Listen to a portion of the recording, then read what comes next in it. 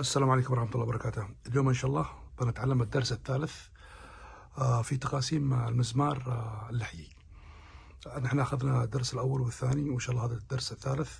بنعمل سلسلة إن شاء الله بحيث نعمل مجموعة تقاسيم مزمار، وبعدين إن شاء الله في فيديو واحد بنجمعها كلها.